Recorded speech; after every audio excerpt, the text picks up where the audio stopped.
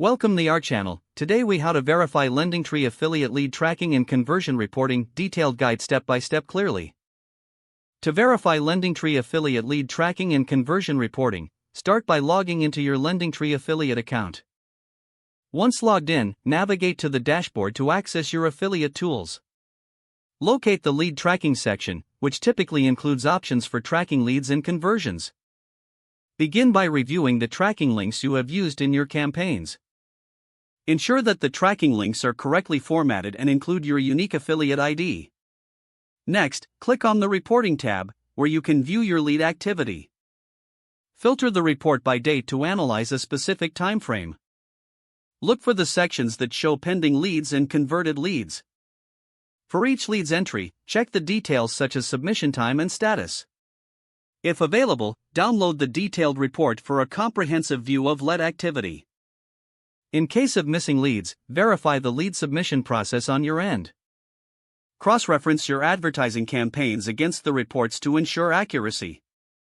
To further validate conversions, follow up on leads through the communication channel you established. If discrepancies arise, reach out to LendingTree's affiliate support for assistance. Document your findings throughout this process for future reference. Once verified, adjust your marketing strategies based on the data collected. Keep monitoring the reports regularly to maintain accurate tracking moving forward. If the page does not load, refresh the browser or try again in a private or incognito window. Make sure you are using the correct email address, then retype it carefully to avoid small typos. If your password is not accepted, use the reset option and create a new strong password you can remember.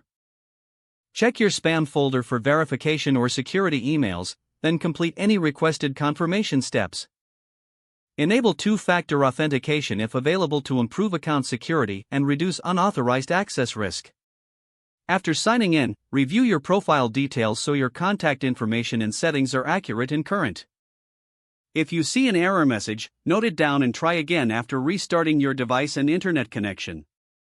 Log out when you finish, especially on shared devices, to keep your account and payment information secure. If the page does not load, refresh the browser or try again in a private or incognito window. Make sure you are using the correct email address, then retype it carefully to avoid small typos.